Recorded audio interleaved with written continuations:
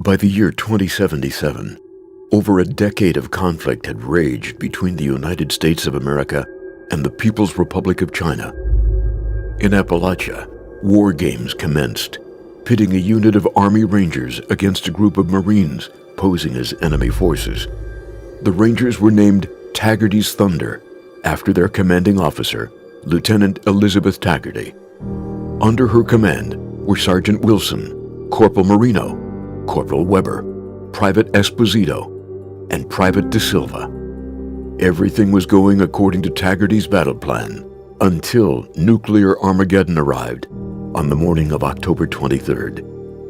Retreating to their base camp at Spruce Knob Lake, the Thunder monitored the radio for days. To their surprise, they heard Captain Roger Maxson broadcasting from the bunker known as Lost Hills in California. His unit had seceded from the U.S. military days before the nuclear exchange after claiming to have discovered sinister, sanctioned experiments on human captives at the Mariposa military base. Though Maxson was a traitor as far as the government was concerned, Taggarty decided to give him a chance after initial hesitation. What she learned shattered her own loyalty to the U.S. government. Maxson shared the crimes they uncovered and how soldiers like them were led astray by those in charge. They soon found evidence to back Maxson's words: civilian subjects of a super soldier program using the forced evolutionary virus at Huntersville. The Thunder eventually accepted their discoveries and Maxson's remote leadership. They spent the winter at Camp Venture, a survival training camp, turning it into their headquarters. Other survivors trickled in, and Taggarty used the opportunity to grow the ranks. However, morale was low.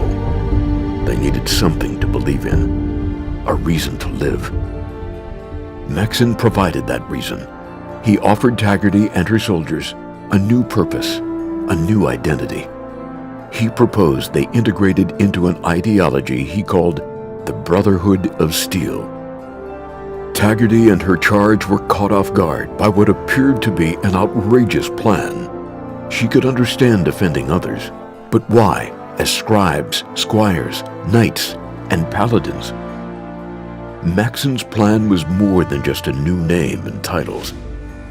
The Brotherhood would preserve technology and knowledge to safeguard against its abuse. The newly anointed Paladin Taggarty and her Appalachian chapter grew quickly, and Camp Venture was soon at capacity. The Allegheny Asylum in the Cranberry Bog was chosen as the new headquarters, being renamed to Fort Defiance, while Thunder Mountain Power Plant was seized from the pre-war secessionist Free States. It was at this point when the first reports of giant mutated bats flying in from the deeper bog area started to appear.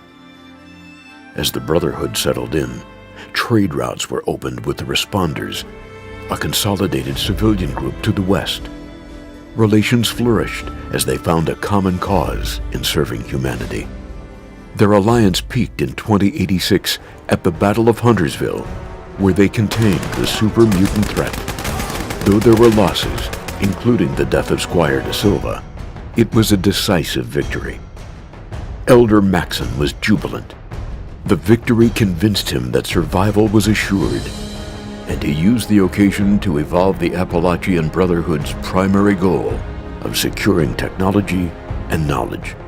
However, over time, relations strained when the Brotherhood started making greater requisitions of material and manpower to fight an emerging threat. The mutated bats first encountered in the Cranberry Bog were growing in number. Worse, they were spreading a contagion that warped other life forms into hideous, lesion-ridden drones. The Brotherhood called the afflicted the Scorched, and the scorched beasts that created them. Realizing the gravity of the threat, Scribe Grant at Fort Defiance and his counterparts at Lost Hills worked together, racing to devise tracking technology, armaments, and research into a cure, while the Knights braced the front lines.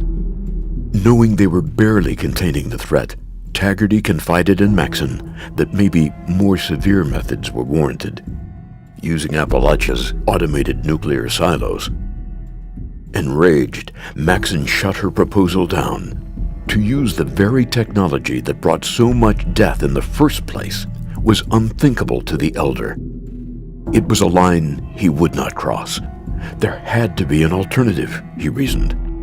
He pushed for further cooperation with people outside of the Brotherhood. But echoing the same mindset his own son put forward, Taggarty was unconvinced, lacking the trust for outsiders being brought into the fold.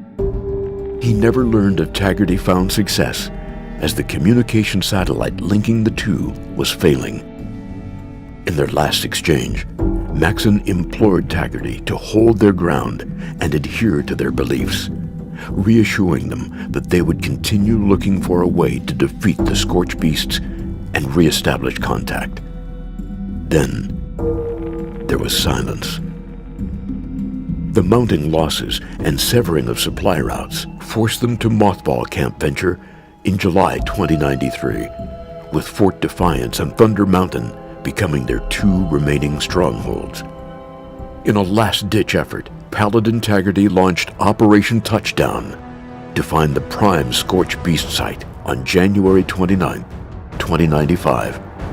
Accompanied by the most experienced knights they could muster, she and Marino left to track down the lair, leaving behind a trail of transponders for the rest of the Brotherhood to follow.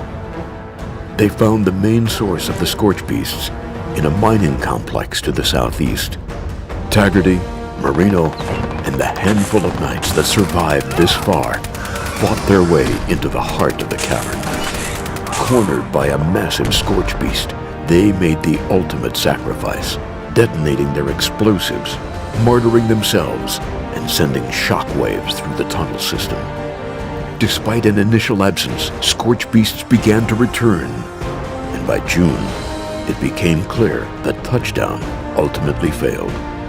The Brotherhood began to buckle, with Weber going missing on patrol and Esposito being killed in action. The final stand took place on August 18, 2095, as a scorched horde descended upon Fort Defiance. Senior Knight Wilson led a valiant defense, but there were no known survivors. Now, 8 years later, the Brotherhood's first expeditionary force is on its way from their headquarters in New California to assess the situation, reinforce, and reestablish contact between the two sides, unknowingly heading into a very different Appalachia.